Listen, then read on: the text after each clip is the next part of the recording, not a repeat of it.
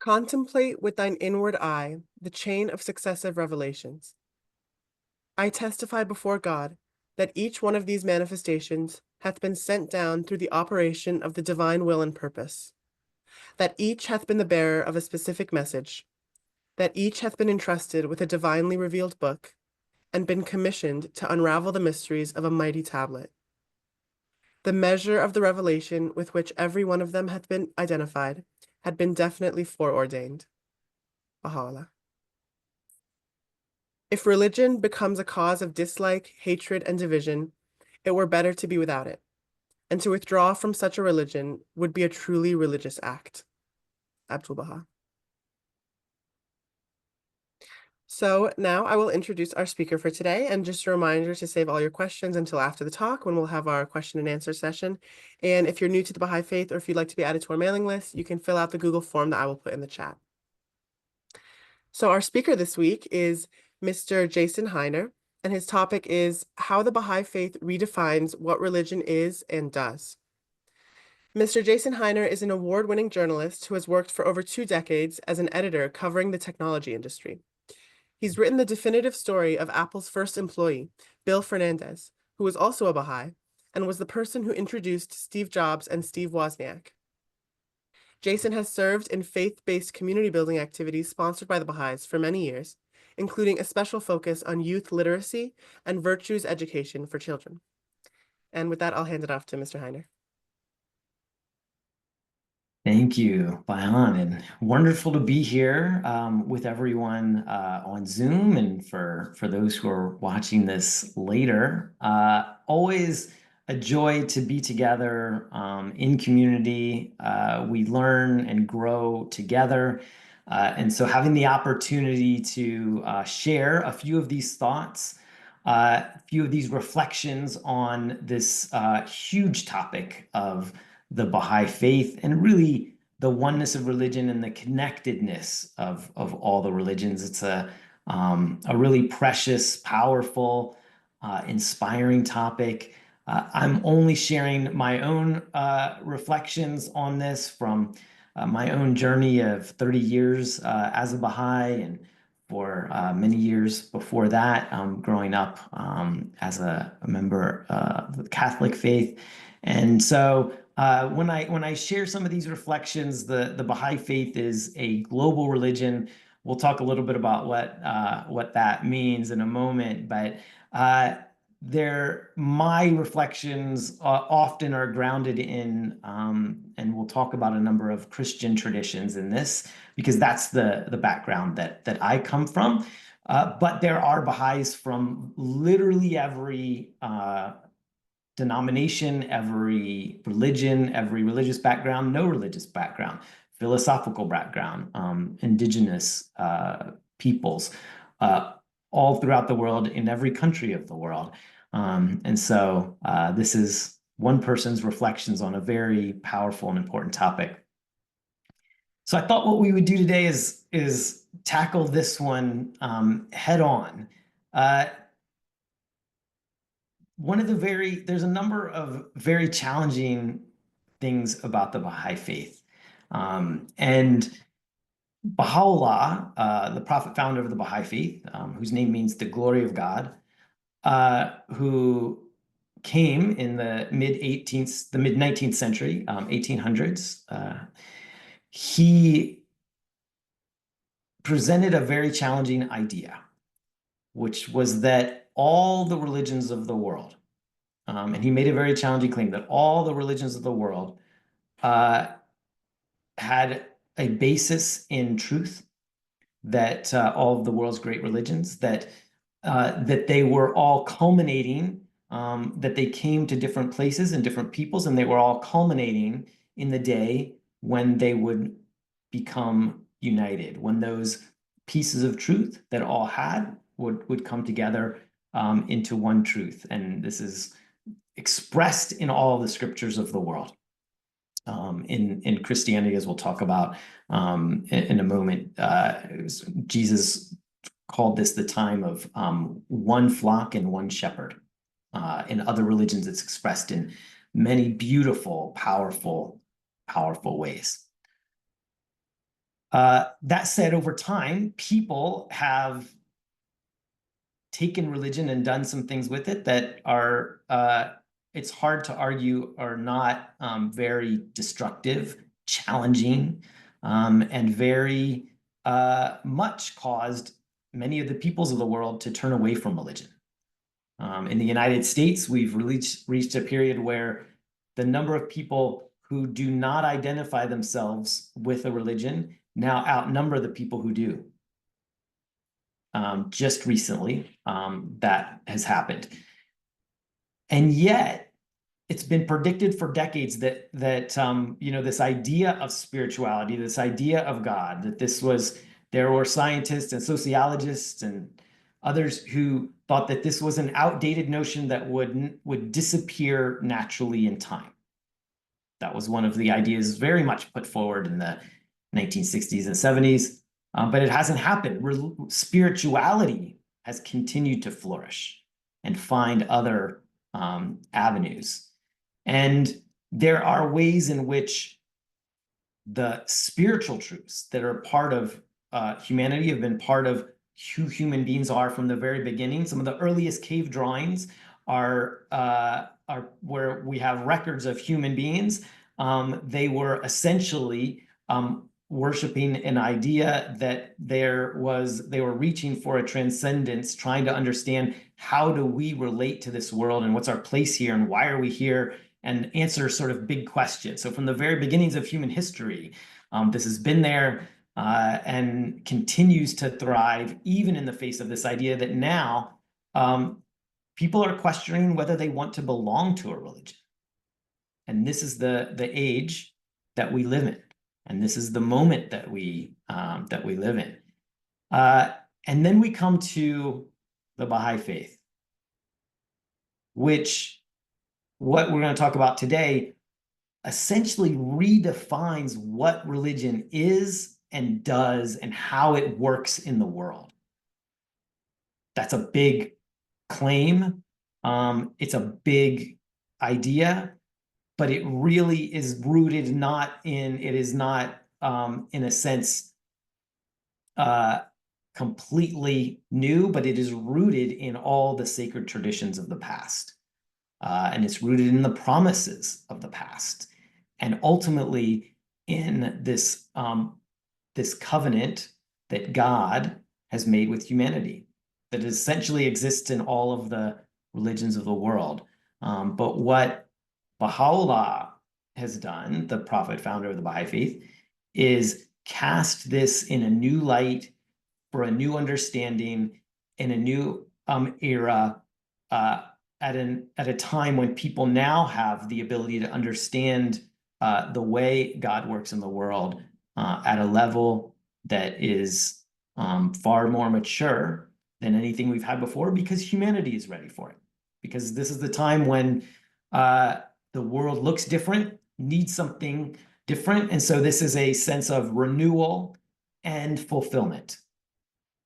And in the way Baha'u'llah casts it, it is the next stage in the evolution of the human story.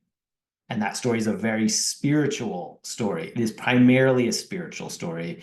And the material part of it is also an important part of existence, but it serves the spiritual part and not the other way around. So we're going to talk some about that. All right. So for those who are new and don't know what the Baha'i Faith is, there's this question: what is the Baha'i Faith? And I put question marks after these. New religion. That's one of the answers. These are some of the answers you'll find in the dictionary or encyclopedia or a news story. Youngest of the world religions, maybe. One of the most widespread religions in the world. Okay. Those are how the Baha'i Faith gets defined in the way that people have always thought about religion and the way they think about it today. Many people think about it today. What I'm going to try to have us reflect on is this idea that how does the Baha'i Faith understand itself? Based in the writings of Baha'u'llah, how does it understand itself? not trying to put the Baha'i Faith into these ways and boxes and definitions that are the ways we've understood religion in the past. Because in order to truly understand it, and even as Baha'is are exploring this and understanding it, and the truth of it continues to unfold as the Baha'i Faith gets put to work in the world, the understanding of it and what it is and what it's doing is only now, fully becoming known and understood. I'll give you one, as you think about definitions and the ways the world thinks about religion, one of the most powerful things about the Baha'i Faith is you think about, the Baha'i Faith and Christianity are the most widespread religions in the world. Both essentially exist in every country in the world, all of the sort of territories, islands, all of the places in the world. And you think about at the end of in the Gospels, like the end of Matthew and Luke, and in the Gospels, Jesus encourages his followers, the apostles, to go and take the good news to all the people of the world, right? Anybody know how long did that take? And you can put it in the chat if you know, for those of us on the live stream. It took 17 centuries. 17 centuries it took to go and spread to all the countries of the world. The Baha'i Faith spread to all of the countries of the world in 1 decade, in the 1950s and 1960s, from the period of 1953 to 1963, through a network of volunteers going and settling in places and sharing these teachings, and not with the purpose of saying, come and be more like me, but instead saying, what can we learn together? And that the truths of this new message means that I'm going to learn as much from you as you can learn from me, perhaps more. And so that is a very interesting evolution of this idea of spreading the good news. It's that not only do I have something to share with you, but I have a lot to learn for what does this mean for you, and what does it look like, and how can we create community together no matter what we call ourselves. That's the challenge of the Baha'i Faith, and it looks different, and it has a very different way of being in the world than I would propose, than anything we've seen from religion so far. All right, so this question of what is the Baha'i Faith, like I said, you'll see lots of definitions, you'll see photos like these. This is Mount Carmel in Haifa, Israel, in northern Israel, the Baha'i Gardens, one of the most visited sites in the Middle East today. Not a lot of people know that. A lot of cruise, it's in Haifa, where it's this very deep bay, and a lot of cruise ships stop there.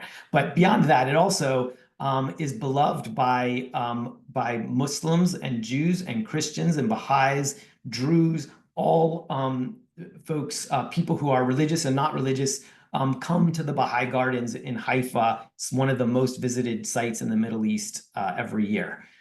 So that's one thing. When people say, what is the Baha'i Faith? That's one of the things that they think of as well. But if we're thinking about what is the Baha'i Faith, we also have to ask this question of what is religion. So what is religion? And again, I put some question marks after these. A community. Yeah, religion is one of the places people have always found community. Religious places of worship are also largely community centers in places where there aren't necessarily community centers, even where there are. So that's one idea. A set of beliefs and values, maybe a more traditional one, of the ways, like, how do we define ourselves, and how do we define ourselves the way that it's come to mean over the last hundreds of years, is how do we define ourselves against and our set of beliefs and values against sort of another person's set of beliefs and values. Okay, that's a way to think about it. Is it a story that gives meaning in a confusing world? This is an interesting one. Religion, when you talk to scholars, psychologists, sociologists, one of the interesting concepts is that religion is largely, we live in a very confusing world, more confusing than ever, right? We have more information at our fingertips than we ever had, and we're more confused and divided and unsure about the state of the world than we have ever been, perhaps, in human history. Because we have a lot of conflicting signals. One way to think about religion is it's a story that helps us give meaning to all of the information, all of the confusion in the world. To understand how do these things exist? What do they mean? How do I understand them? That's a very powerful idea, and perhaps is maybe one of the most perhaps helpful and useful ways to think about religion. So what I'd like to do now is share a couple quotes that are going to sort of define the direction we're going to go today, and how we're going to think about this topic and what we're going to explore. So this is a statement. There's a statement made by the Universal House of Justice. That's the international governing body, elected governing body of the Baha'i Faith. It is elected by all of the national communities once every 5 years, and the House of Justice produced this document, One Common Faith, a couple decades ago, and in it they expressed this statement: Baha'u'llah has not brought into existence a new religion to stand beside the present multiplicity of sectarian organizations. Rather, has he recast the whole conception of religion as the principal force impelling the development of consciousness. That gets to that story idea, right? And you can describe this as consciousness, as belief, as faith. Okay, but to continue the quote, it is exemplified today in a Baha'i community that has become the inheritor of humanity's entire spiritual legacy, a legacy equally available to all the peoples of the earth. So this gets to this last part, the second part gets to the inheritor of humanity's entire spiritual legacy, gets to this idea of going to a place, sharing the good news, and then saying, what does it mean to you? How does that relate to your experience? How does that connect with your sacred traditions? And how does this then become something we can think about and learn about and grow together and better understand Baha'u'llah's words, Baha'u'llah's message, by understanding all of the peoples of the world who are being inspired by it, who are finding that it has a healing message, a healing property to the challenges of today, and what that looks like and means. So there's this idea that Baha'i Faith is not a new religion to stand behind a lot of other religions. That Baha'u'llah has recast the whole idea of what religion is and can be as this principal force impelling the development of consciousness, the development of human potential. Very powerful, very challenging, very different from the way we think about religion today, right? When we look at this, it doesn't fit into the first two really well. The third, maybe a little bit better. All right, what does Baha'u'llah have to say about this idea? Baha'u'llah says, this is the changeless faith of God, eternal in the past, eternal in the future. Let him that seeketh it attain it. It's open to everyone, no matter what you call yourself. It is the changeless faith of God. This is not saying, I'm here to bring a new religion, everybody come and sign up. The changeless faith of God. So changeless, in a sense, spiritually changeless, right? So we're gonna take a look. We're gonna play a fun little activity in a minute, and I think that changeless. So remember that word changeless, because it's important. Spiritually changeless. Now humanity has evolved. The way that religion acts in the world is evolving, but the spiritual message, the idea that all of these spiritual truths over time build on each other, that appears to be what Baha'u'llah is referring to here. That's my reflection. Eternal in the past, eternal in the future. This is an interesting idea too, because religions often get into this idea, are very backward looking, right? The answers to today's problems are in the past. We need to go back there to find the answers to how we act in the future. And so because of that, often they come to the idea of like, this is sort of the last religion, or this is the last message, or it's all here. We don't need anything new.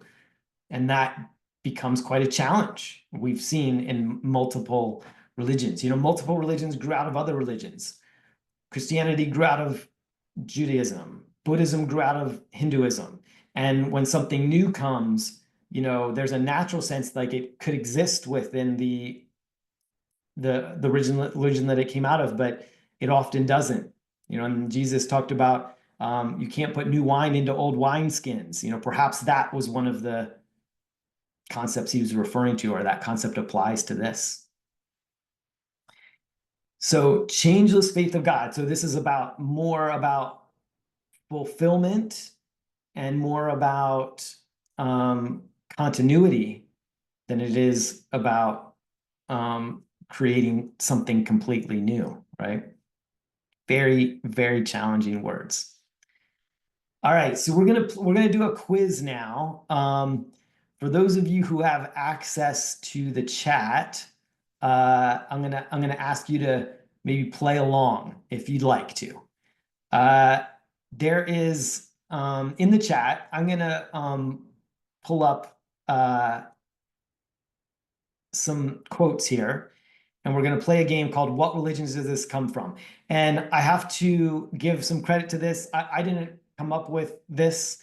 This came from Dr. David Young and Dan May, some Baha'is who put this together years ago. But it's a really fun and beautiful game. There's essentially 4 topics, there's 8 topics. We're only going to do 2 of them today, just for fun. But we're gonna put up a quote, and then everybody's gonna get the opportunity, if you'd like, in the channel to share what religion you think it's from. We're gonna pull them up. They're gonna be on. We're gonna do 2 topics, basically the same topic, quotes from a bunch of religions, and you see if you can guess which one they're from. Before I do that, just so you get to sort of drive home this idea that this idea of the changeless faith of God and the connectivity between the religions of the world isn't new, doesn't just come from the Baha'i faith. I want to share this quote from Jesus that is really, really powerful, well known, but let's think about it in a certain way. Let's do kind of what it says in Isaiah chapter 1 verse 10, which is like, let's explore this together. Let's reason together and think about this. Okay, so Jesus said in his very famous quote in the Gospel of John, chapter 10, verse 16, "And other sheep I have, which are not of this fold, them also I must bring, and they shall hear my voice, and there shall be one fold and one shepherd. One fold and one shepherd. So let's think about this. This is a very agrarian metaphor. I don't know. Maybe we don't. Maybe we have a sheep herder in the crowd here today, but probably not. You all maybe are aware of the idea that if you have a flock of sheep, the sheep learn the shepherd's voice, right? So when the shepherd calls out, they know, okay, time to go this way, go that way, follow the shepherd, right? So this key to this metaphor that Jesus is using, and Jesus chooses his words very, very carefully. He's very precise in the words that he chooses and the ways that he uses metaphors in the Gospels, right? For anybody that's read the Gospels, probably very aware of that. So the metaphor Jesus is using here is that the sheep know the voice of the shepherd, right? So Jesus says, other sheep I have, which are not of this fold, them also I must bring, and they shall hear my voice, and there shall be one fold and one shepherd. So if I went in and I'll pick somebody in the Zoom chat. I'll pick my mother, Deb, who's here, and so I'll say if I went into a store, or if I went into a place where there were a lot of people talking, and I was wanting to find my mom, and I wasn't sure where she was, I would, listen for her voice, and I'd find it, right? But in order to find it, I would have had to have heard her voice before. Clearly, I know her voice really well. So the implication here from Jesus is that these other sheep have heard his voice before, right? And this is the idea. Remember, Jesus says, I am Alpha and Omega, the beginning and the end. I am, before Abraham was, I was. So the spirit of Jesus, Jesus of Nazareth, was a human being who walked on the earth, but the spirit, the soul of Jesus is connected with this voice that is eternal. And so other sheep I have that are not of this fold, they also I must bring, and they shall hear my voice. If they hear the voice and they follow, it's because they've heard it before, right? Otherwise, you don't know it. So what I'm putting forward here is Jesus is saying there are others who know his voice. And remember, this is applied, and of course it is true to Jews and Gentiles. He was speaking to Jews, but what he's saying, in the way that it's always been understood, is that Gentiles would hear his voice and they would also come. But maybe what hasn't always been thought about is when thinking about the full implications of Jesus' meaning, that he's being very specific here. They will know my voice because they've heard my voice before. They've heard the voice of God. Other peoples have heard the voice of God, and because of that, they will come. All right, time to have some fun. So we're going to do the first topic. We're going to choose two topics that are very familiar, and when we think about religion, are often very much part of almost every religion. One is eternal life, right? The idea that we have a soul, that we are spiritual beings on a human journey, and this journey continues beyond this world. That's one of the primary tenets of all faiths, essentially. The other is salvation. This idea that God sends these messengers as part of this eternal covenant. God sends messengers because, look, by ourselves, we are often prone to anger, waywardness, passion, following whatever sort of in front of our nose, and we're easy. It's very easy for us to lose sight of who we really are, of the spiritual reality, the spiritual beings we truly are, and not just this flesh and the things we eat and the things we do and the work we have to do every day. All of those distractions, that who we really are as spiritual beings, and God sends these messengers that help us remember who we really are, and that's where the salvation comes in. They save us from getting lost to ourselves. So we're going to take these two topics: eternal life, salvation. We're going to show a bunch of quotes. So I'm going to put the quote in, and then you put in the chat what tradition you think it's from. All right, here we go. First one we're going to do eternal life first. To one that is born, death is certain, and birth is certain for one that has died.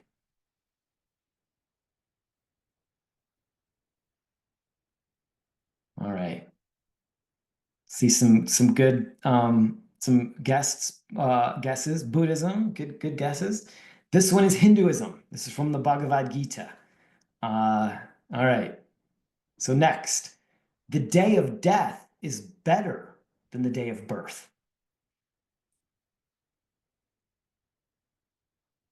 Any guesses there? Islam, Sikh, those are good. Good guesses.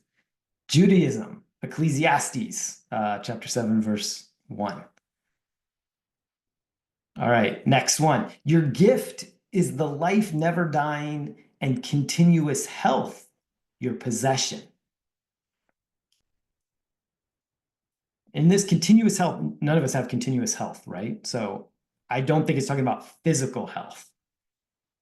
Your gift is the life never dying and continuous health, your possession. Some other good example, Buddhism, Islam, Hinduism, Zoroastrianism. So this is from Zoroastrian scripture. For those who aren't familiar with Zoroastrianism, Zoroastrianism is the religion of the Magi who are in the nativity story of Jesus, the three Magi that came to visit Jesus at his birth. They followed the star and found him. They were Zoroastrians. All right, next. This is one interesting one to follow. Witness the reddening sunset. Witness the chariot of night as it drives on. Witness the moon as it waxes. Verily, ye too shall pass from stage to stage. So this one needs a little bit of explaining. Witness the reddening sunset. So that's like the sun going down, right? Witness the chariot of night as it drives on. It disappears as it goes out of the distance. Witness the moon as it waxes. Again, it sort of disappears. They disappear, but they're not gone. They still exist. So it's saying, you too shall pass from stage to stage, meaning you too shall pass to a state where you still have life. You're no longer seen. You're no longer seen here in this world, but you will continue to be seen. The Bible, Hinduism, Islam, that's from the Quran, chapter 84. All right. All the favors of God have been sent down as a token of his grace. The waters of everlasting life have in their fullness been proffered unto men, or offered. So the opportunity to have everlasting life has been given to every person. Oh, you all are on this one. All right. Oh yeah, Baha'i and Christianity. I see both for this one. This one is Baha'i. This is from Gleanings from the Writings of Baha'u'llah, which is a selection of Baha'u'llah's writings, page 34. Whoever lives and believes in me shall never die. I shall give them eternal life, and they shall never perish. Very good. You all got this one. I mean, we've gone through most of them. So this one is Christianity.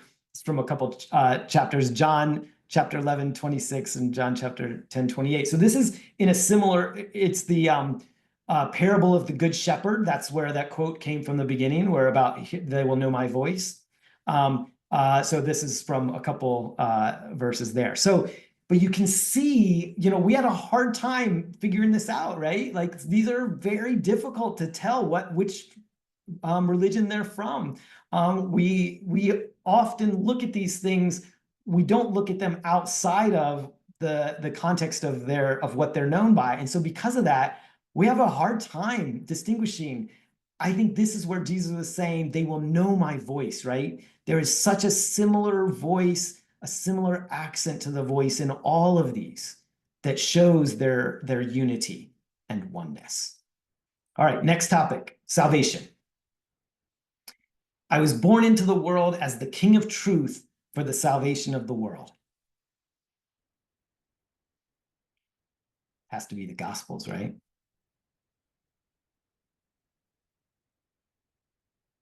This one's going to surprise you. Buddhism. Yeah. All right, next one. The Lord has made known his salvation. All the ends of the earth have seen the salvation of our Lord.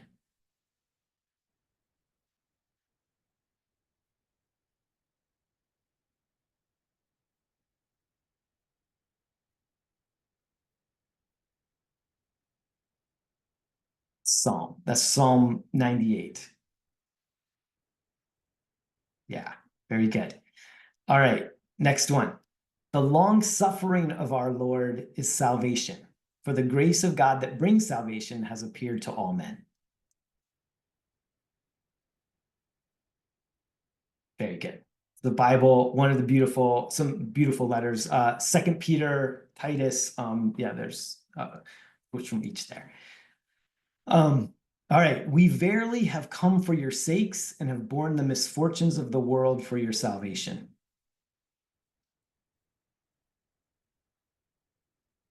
Yeah, you guys are getting this one.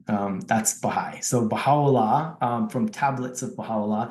This was from a tablet he sent to the rulers of the world. Very powerful stuff. All right, leave all things behind and come to me for thy salvation. I will make thee free from the bondage of sin. Fear no more. It's got to be the Bible, right? I see the look. I see the look on the face. This one's going to surprise you too. All right.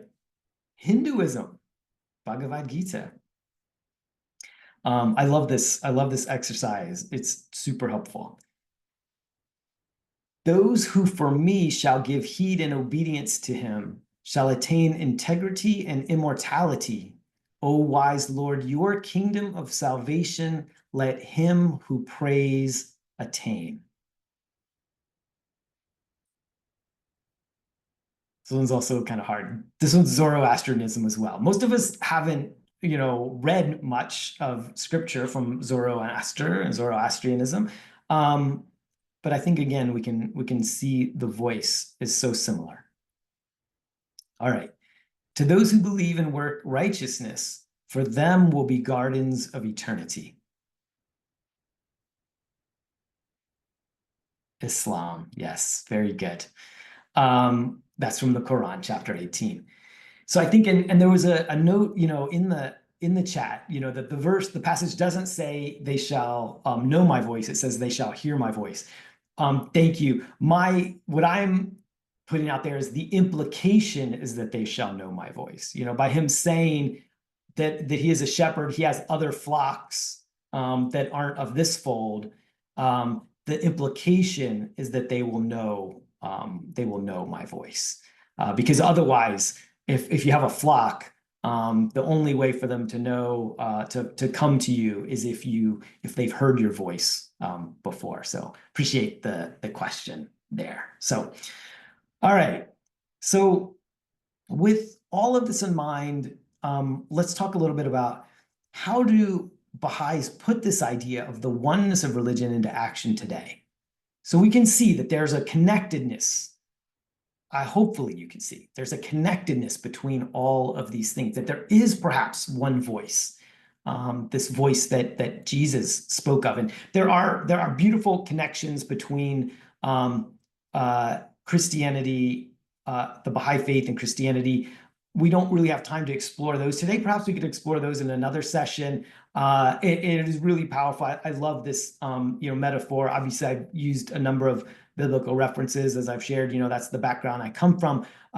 But we can see in the exercise we just did that it's connections through all of these faiths of the past, and there are also indigenous scriptures, indigenous sacred traditions that connect in ways that are also in some ways quite mind-blowing to consider and realize, wow, that there is that the voice perhaps existed there as well. So we can we can explore those in another session, perhaps at another time. But what I'd like to do for the rest of our time is talk about this idea of how Baha'is take this idea of the oneness of religion and put religion to work in the world today.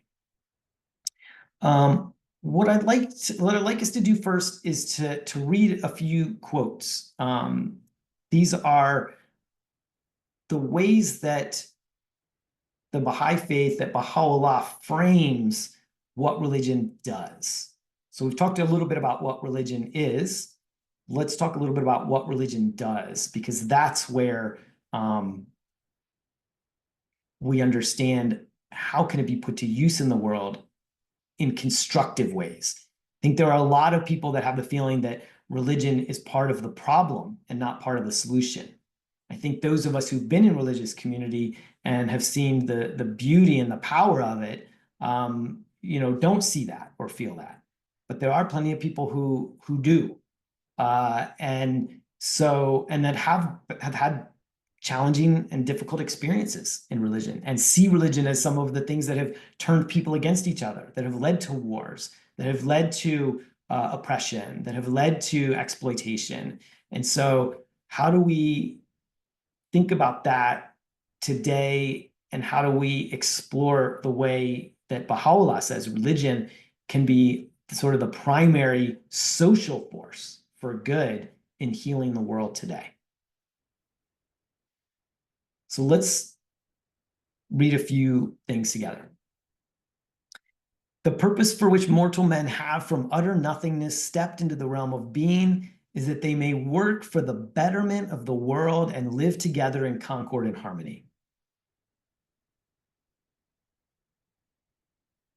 With the utmost friendliness and a spirit of perfect fellowship, take ye counsel together and dedicate the precious days of your lives to the betterment of the world.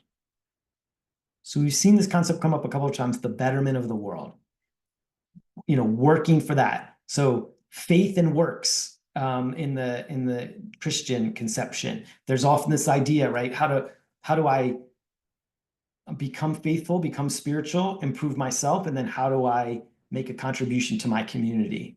How do I do good? This is what we'll talk about in a minute. This is what the Baha'i faith conceives as our twofold purpose of every human being. To understand, how do we grow and improve ourselves? How do we make a contribution to our community? And that's what the whole community building process that we're going to talk about, that's open to all, manifests itself today and is growing and evolving. Here's a quote from Jesus: "The greatest among you will be your servant. For those who exalt themselves will be humbled, and those who humble themselves will be exalted." So I'd like to go back to an idea for one moment that we explored at the beginning of this, which was, what is religion? And it's a story to give meaning in a confusing world, right? So most stories, and storytellers or tell these people who are experts in stories, know that we think in stories, we act in stories, we often operate in the world according to stories, often subconsciously. There are sort of almost two purposes to every story. There's sort of two ends to almost every story. One is it ends in power. Okay, that's interesting. So power can be money, it can be prestige, it can be praise, it can be some kind of reward. So the end of a story is often this sense of power, empowerment in one sense, right? The other is sacrifice. The value of, becoming empowered, and I don't necessarily mean that always in the positive way, and being, having a sense of sacrifice, the power that comes from sacrifice. Now, empowered, there's obviously lots of good things with empowerment, but it's also the realm of the ego, and the sort of seeking for power of different kinds, the various kinds, is often what leads to people's downfall, society's downfall, nations' downfalls. bad decision making at the very heart of it, right? Sacrifice is often what spirituality calls us to. Is the value and power of sacrifice. So if we go back to this slide, the greatest among you will be your servant. For those who exalt themselves will be humbled. So it's sort of the power, right? Seeking power. Those who humble themselves, sacrifice, will be exalted. This is sort of one of the dichotomies of what spiritual life looks like. And it's one of the secrets of sort of what we would call like the good life, right? The good life isn't just seeking after power. It's also finding joy and meaning and a truer sense of power in sacrifice. It's a mystery, right? There's some mystery to that. And religion at the core and spirituality is a mysterious business, right? So it's good not to forget that as well. All right, couple more quotes. If you knew what I know about the power of giving, you would not let a single meal pass without sharing it in some way. Buddha. Apostle Paul. You, my brothers and sisters, were called to be free, but do not use your freedom to indulge the flesh. Rather, serve one another humbly and in love. For the entire law is fulfilled in keeping this one command: love your neighbor as yourself. Again, call to sacrifice, primarily, call to unselfishness. Abdul-Baha. So Abdul-Baha is the son of Baha'u'llah. He's kind of like the apostle, Peter or Paul for in the Bahá'í Faith. He is a interpreter and explainer of the words and the perfect example of what it means to live the Baha'i life. Love ye all religions and all races with a love that is true and sincere, and show that love through deeds. Okay, this one's Anne Frank. No one has ever become poor by giving. There's another one, Abdul-Baha. He who has reached the state of self-sacrifice has true joy. Temporal joy will vanish. You could also take that as temporal power, right? Temporal power is fleeting. Temporal power of all kinds. Wealth, adulation, all those things, fleeting. True joy, self-sacrifice, is a joy that's never fleeting, that's eternal. All right, one more. The best way to find yourself is to lose yourself in the service of others. So again, in these selections of quotes, we're getting at the idea that true human happiness, what does the good life look like? What is religion? What is religion doing in the world? It's really calling us to not power, but sacrifice. And that the true joy, true meaning, true purpose comes there. Now, obviously, there's a balance. We want to find material prosperity and spiritual prosperity. They can work together. But if you think of the spiritual part first, then, and it sort of is playing the lead, that can protect you from some of the challenges that come with ego of having power of any kind. Wealth, knowledge, all of those, adulation, praise, all of those things. Spirituality is what gives you sort of protection and purpose, even if you have those other forms. Okay, what does that look like in the world? So the ways that the Baha'is are trying to put this in action today is through community building. So we talked about the fact that over a period of 10 years, from 1953 to 1963, the Baha'i Faith essentially spread to every country on earth in the period of a decade, thanks to this incredible spirit of volunteerism, as well as modern travel and communications. Then over the preceding sort of years, the task is often to spread the good news to lots of different cities. So it'd come to the countries. Now it's like, take it to different cities, take it to capital cities, take it to other places. The mission that the Baha'i Faith has set itself on now is to bring it to every neighborhood.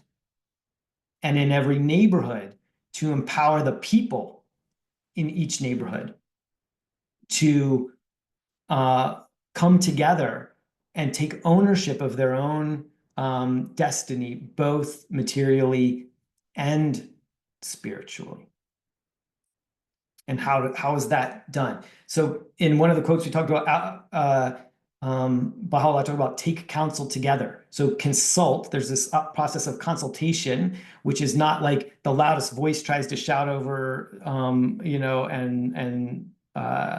everyone else and get its way. It's that, we come together and we share ideas in a process, in a mature process where you offer an idea and then it's not your own. You see, if it can stand the test of other people, poking at it and sharing it and morphing it, then it could be an idea that might be worth going forward with. And often it's unrecognizable and it doesn't really matter who put the idea forward. So this idea of consultation is core to community building, which is this sort of mature form of having community building discussions and explorations together. Again, it's this idea, it's expressed very well in Isaiah chapter 1, verse 10, which is, come, let us reason together. Let us explore together.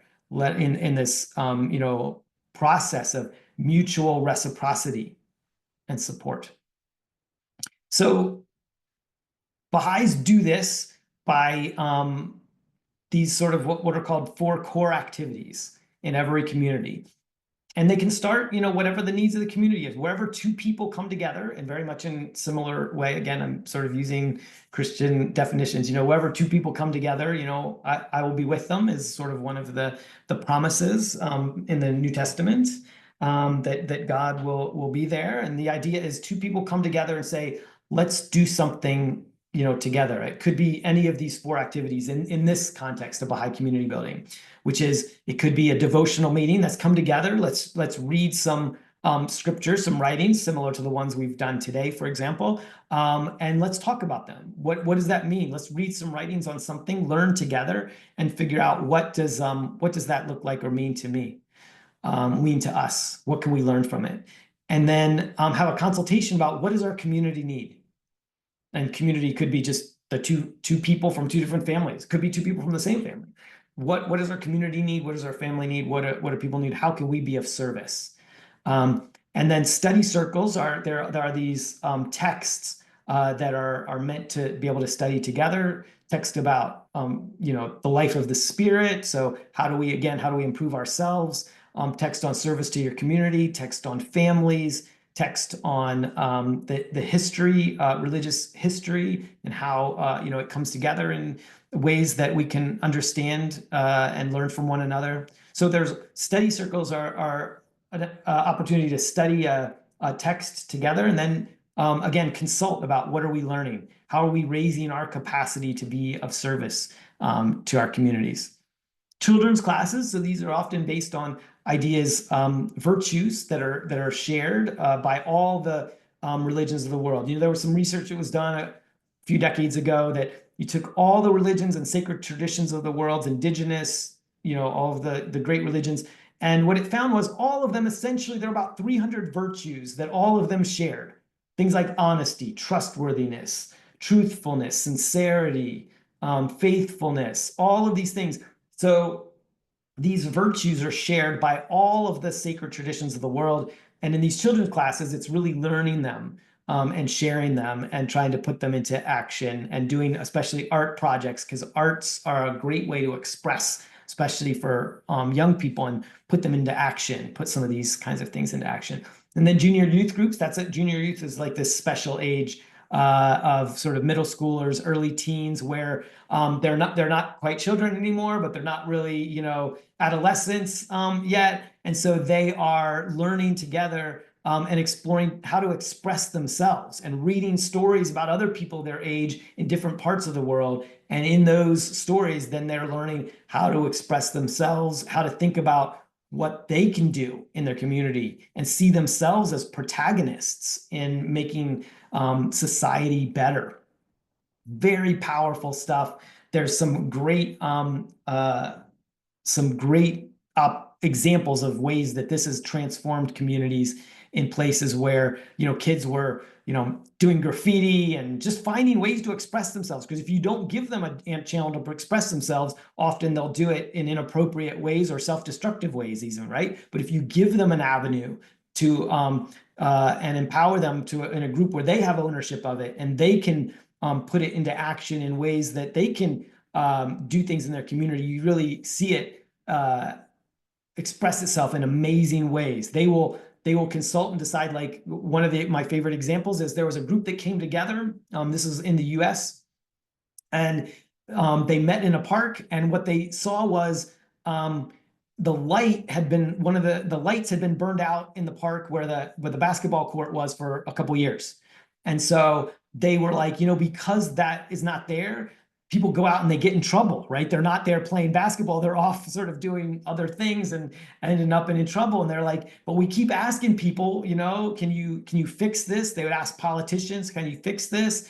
And it was still burned out. So what they did was they're like, well, who can we ask? Does anybody know? And one person said, well, my uncle sort of works in the city. Maybe he knows who we could call. And through a series of events, they got a hold of the right person. They figured out who it was. They sent down, they fixed the lights, and they felt responsible for the fact that they didn't wait for a politician to go fix something. They didn't say, oh, no, we're going to vote somebody else in who will fix the lights. They said, no, we can do this. We can figure this out. We can work together. We can cooperate with the people who are responsible for this, make them aware, and work with them to, get the problem solved. And so they were very empowered. A group of 12, 13, 14-year-olds got something done that nobody in the neighborhood had gotten done for years. That's the sort of power of this process. And this process is Baha'is working with people all throughout the world. More people who are not Baha'is participate in this process than are Baha'is. In many places, it's even like 90 to 10, right? Like there'll be, or 9 to 1, 9 friends of Baha'is to every Baha'i. So that brings us to I have some photos that I like. I just love photography that shows some of this in action. You can see this is one of the Baha'i houses of worship we'll talk about in a moment, where some people are working together to plant some gardens. Here's a children's class of them working together and doing an art project. This is one of the junior youth groups sitting on a trampoline, just thinking together, okay, what can we do? What can we learn together? In India, here's a group of people doing a study circle together, studying a text, and again, thinking together how can they raise their capacity so that they can offer service to the community. Here's another sort of beautification project done by some youth and children working together. So these are all examples of what the Baha'i community building process looks like. So if you are interested in this, you do not need to become a Baha'i to participate. There's a beautiful video out there. Bayan's going to put a link to it when this publishes on YouTube, to a video called An Expansive Prospect. And in that, one of these Baha'i houses of worship has been built. So the Baha'i houses of worship have 9 sides and 9 doors and 9 gardens, and they all represent different avenues to the truth or to God, and different paths to it. And Baha'i houses of worship, there are no sermons preached. All of the services there are readings from different writings, different sacred traditions, and they are open to all. They are not just Baha'i community centers. They are places of worship for all peoples, no matter what belief or of no belief. but want to go to a place to sit quietly, to meditate, to reflect on their own day, on their own life, on their own challenging decisions, or whatever it may be. And so these Baha'i houses of worship are an outward reflection of this community building process. This community building process is for everyone.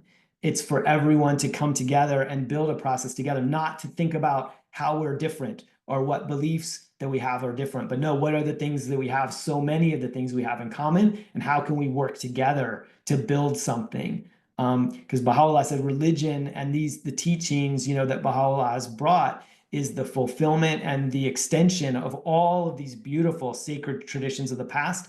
And they are, for today, this community building process is a manifestation, outward look at what these teachings look like to put in action, which Baha'u'llah says it's time to put away this idea of how different we are. We are one community. We are one people. In the Bible in Genesis, God promised Abraham that he would make, of his blood, all the nations of the world, right? All of his offspring would connect all the peoples of the world, that this day is that promise coming into reality, right? The fulfillment of this promise that has always been there. And it's in other traditions as well. And again, we don't necessarily have time to go into all of that today, but it is the manifestation of this Baha'i community building process goes back to sort of all of religious history, these sacred traditions that have this promise of a day when we would beat our swords into plowshares, when we would find a message that can unite us, and that we will see that all the connections that have always been between us. So that's that. I'm just gonna finish with two last quotes. These are also from the Universal House of Justice, the international governing body of the Baha'i Faith, the elected body. Successive dispensations of a loving and purposeful creator have brought the earth's inhabitants to the threshold of their collective coming of age as a single people. Baha'u'llah is now summoning humanity to enter on its inheritance, that which the Lord hath ordained as the sovereign remedy and the mightiest instrument for the healing of the world is the union of all its peoples in one universal cause, in one common faith. And lastly, before you, beloved friends, lies stretched out the blank scroll of the future on which you and your spiritual descendants will inscribe fresh and lasting deeds of renunciation and heroism for the betterment of the world. Thank you. Thank you so much, Jason. That was really, really moving talk. I appreciated all the different aspects of it. You kind of covered everything I think people these days, especially young people, are thinking about.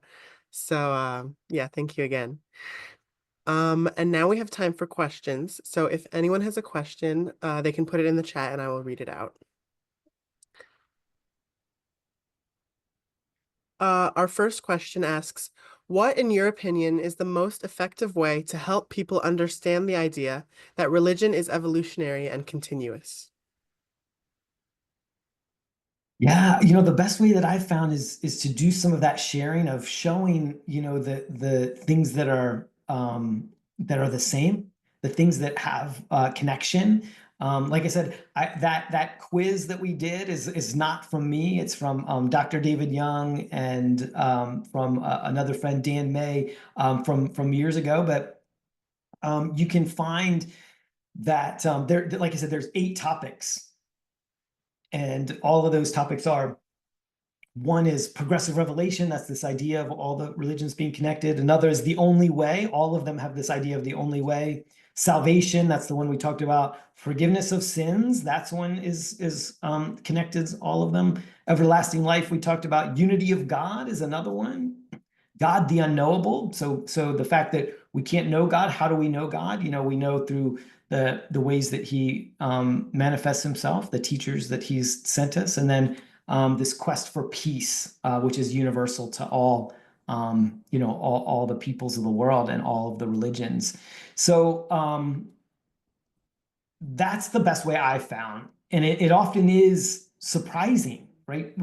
We saw it when we did it together. Like we were surprised at how much, how hard it was to tell which ones were which. And so yeah, I think you'll find that is potentially a good way to do it.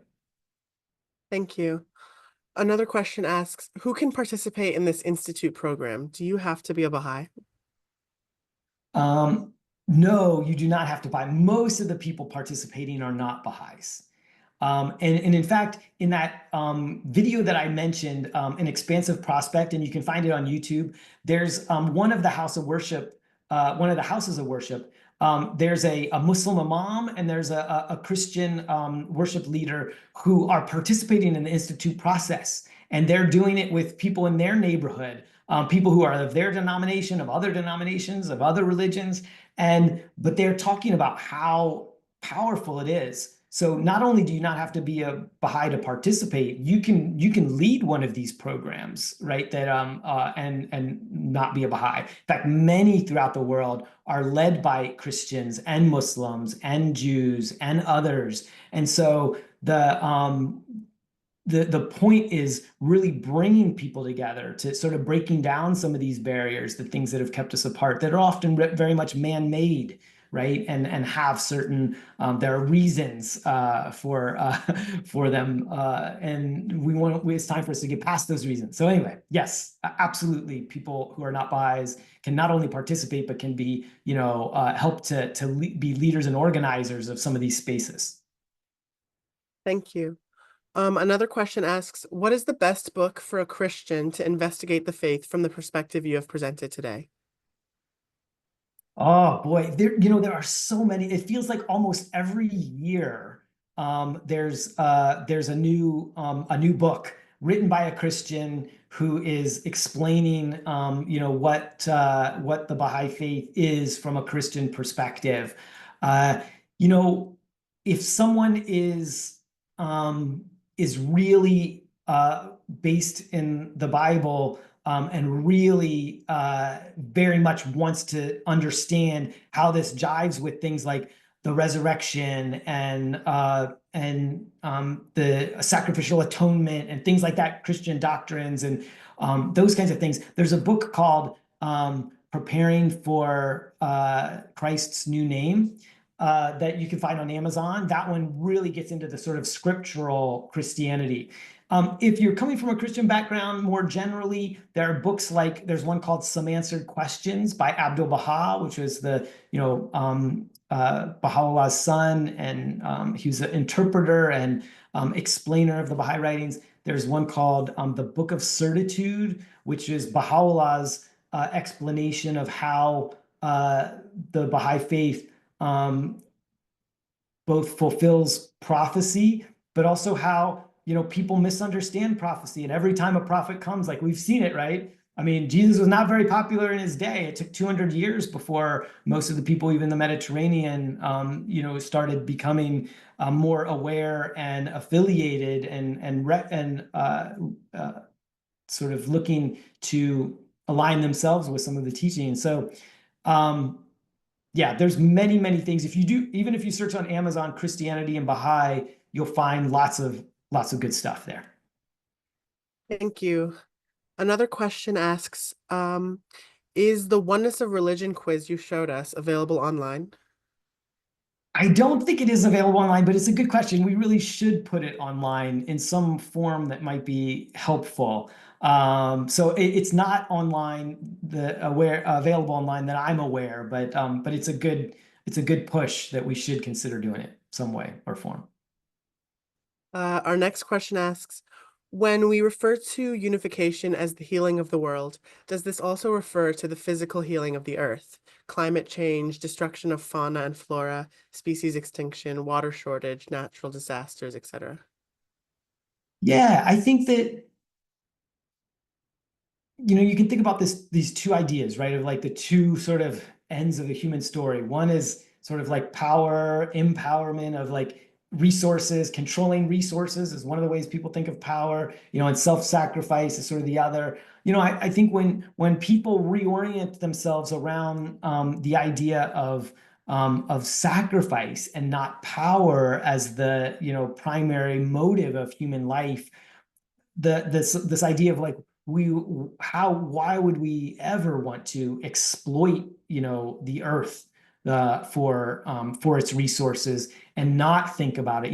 This idea of sustainable development is a very powerful one and has become part of the ways many developers, many scientists, inventors are thinking about the world. Business people, some of the world's largest corporations, have very aggressive goals for this now because they see the value of it not as a sort of a political imperative, but as something that they want to be good citizens. They want to leave, a legacy, and it has it's impelled more by this idea of sacrifice than it is by just sort of rawly getting as much wealth or power as possible. Thank you. Another question asks, what misconceptions about religion does the Baha'i Faith seek to challenge or address? Boy, uh, the idea that so when I was in college, so before I became a Baha'i, there was a professor that I had. I went to Indiana University and I took this class. It was a poetry class, and there was a poet that we were studying. His name was Robert Hayden, and Robert Hayden was the first African American poet laureate of the United States. And when he introduced this professor, when he introduced Robert Hayden, he said, now, and I learned about the Baha'i Faith about a year before, but I was not a Baha'i at the time yet. So he said, there's something you have to understand about Robert Hayden, and that's that he's a Baha'i. And where most religions, when they think about, the way they define themselves, it's like everybody inside our circle is okay. And everybody outside this circle is not okay. And their arms are closed. He said, but the Baha'i faith, it approaches the world differently. It has its arms wide open. And I was like, and even today I think about it, it sort of gives me chills even saying it. I think it's clear that this man, there's a reason why he taught poetry class. Like he was a poet himself. And it was such a poetic way of explaining this idea of the Baha'i Faith, Baha'u'llah reconceptualizing the very idea of what religion is and what religion does, and that it's for bringing people together. The word religion, religio, the root itself means to unite, to bring together. And so the main thing that the Baha'i Faith, wants us to understand is that the purpose of religion has always been to bring people together, and that today, more than ever, it has to be, and Baha'u'llah has said, that this is the time that he didn't come to bring one religion among a number of sectarian organizations, as the House of Justice called it, but to bring a healing message that's for everybody. There are people who have been part of Baha'i activities for years, decades, and they still consider themselves part of the religion, whatever religion it was that they, grew up in. The point is not to make everybody the same. The point is to understand and grow and learn from each other, and from the Baha'i perspective, share the teachings of Baha'u'llah with everyone. And so these old ways of thinking about religion and about as sort of divided, and how do I define myself compared to somebody else, that's the part that Baha'u'llah says it's time for us to evolve beyond, to mature beyond. Thank you. Another question asks, could you tell us how you first learned about the Baha'i Faith? Yeah, that's a little bit longer story, but the short version is one of these Baha'i houses of worship that I mentioned. I was in Chicago for with some friends visiting some of their cousins, and we were planning to go and do it was like I just graduated from high school, and so we were planning to go like do Chicago, do fun stuff, like go to Hard Rock Cafe and um, uh, a bunch of other things, the aquarium, stuff like that. But it was the Taste of Chicago, which is this amazing food festival, but it like locks down everything. You can't get anywhere. So we were stuck, and their friends lived in the northern suburbs of Chicago. And so we were like, well, what do we do? And so nobody knew what to do. And they said, well, why don't we? One of my friends had to draw something. And he's like, well, why don't we go to the Baha'i Temple? You can draw it because you have to draw it. He was doing a summer school class. It was like, you can draw it for your summer school class. And the rest of us can go to the gardens are really cool. I had no idea what the Baha'i Temple was. I had no idea what the Baha'i Faith was. Nothing at all. So we went there. And I expected, this was in the suburbs. So I expected like, what you see in the suburbs. It was like a brown brick building. And, I was like, okay, might have an interesting garden. Well, so we pull up and I get out and I just like look up. It's like this just massive, beautiful structure, unlike anything that I'd ever seen. And then we get in the garden and my friend starts to draw and the security guard comes through like a teenager, maybe or in his 20s or something. And we're somehow we sort of struck up a conversation with him and we're like, so, what is all this? And he says, well, he explained this idea of like 9 sides, 9 gardens that are all different, all beautiful, diverse, and that all of them go through a door, and in the door in the middle is God. Is like, that people come through different paths, but they're all united under one truth, under one God. And we're like, this is the security guard. This is amazing. And so because of that, I went in and I read above each door, above each of the alcoves, there are inscriptions, quotes. And so I sort of wandered off for my friends. My friends sort of went and sat down, and it's very beautiful. It's quiet. It's beautiful, peaceful. And so I went and I wandered around and I started reading, above each door, these quotes. That all they are is just words above each door. One is, like, "Thy heart is my home, sanctify it for my descent." All the prophets of God proclaim the same faith. So powerful is the light of unity that it can illumine the whole earth.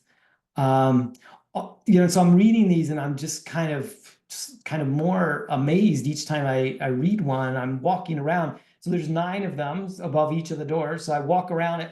I lost all sense of time, all sense of everything.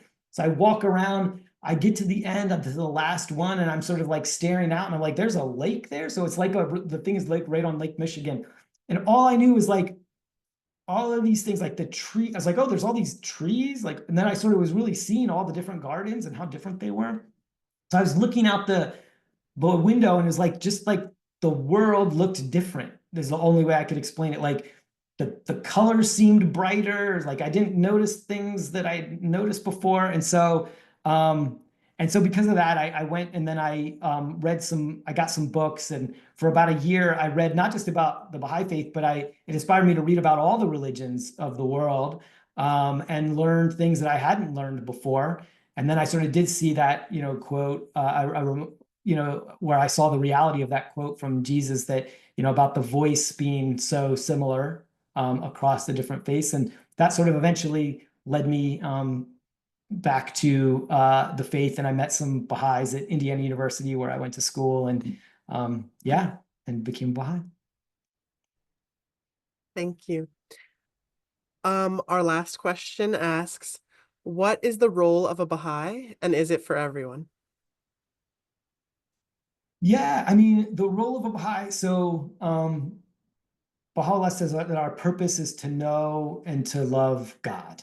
That out of all of humanity, out of all the creatures on the planet, human beings were chosen for this ability to know, the reality of how the universe is created, of their creator, and to have this relationship with them. But we have this choice. And it again, that really connects with all of the religions, right? The reality of a human being, it connects through all of the religions. So really to be a force, one of the things that it says in the writings is to, one of the best things you can be is to be a source of good in the world, to be a source of social good. So good for others. Really I think the twofold purpose that we talked about, not just for Baha'is, but for every person, is to, how can we improve ourselves?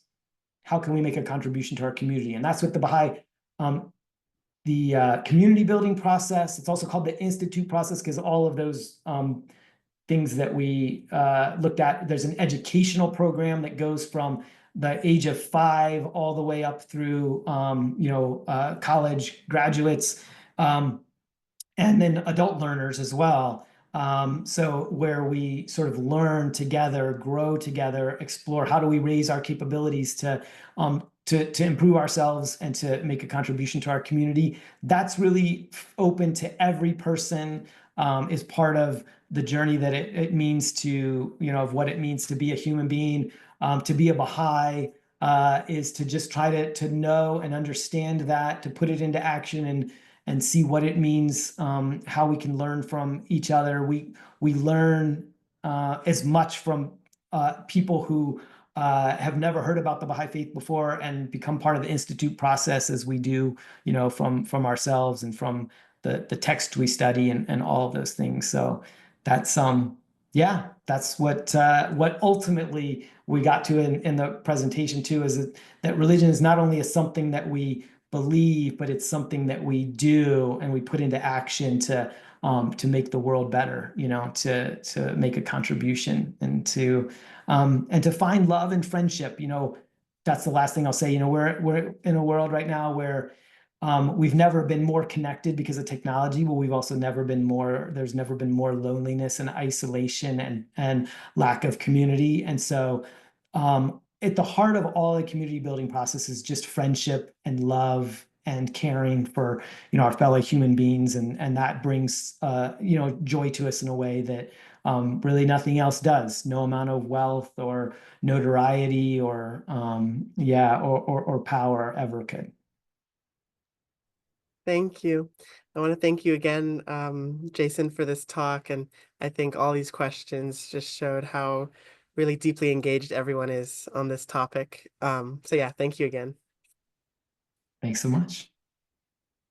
So our speaker next week is going to be Mr. Peter Terry, and his topic is how the Baha'i Faith addresses the pressing needs of the coming millennium. And again, these talks are every Saturday at noon Eastern Standard Time, so you can invite your friends and family. And if you're new to the Baha'i Faith or if you'd like to be added to our mailing list, you can fill out the Google form that I will put in the chat. Have a great week, everyone. I hope to see you all next Saturday. Bye. Thanks, everybody.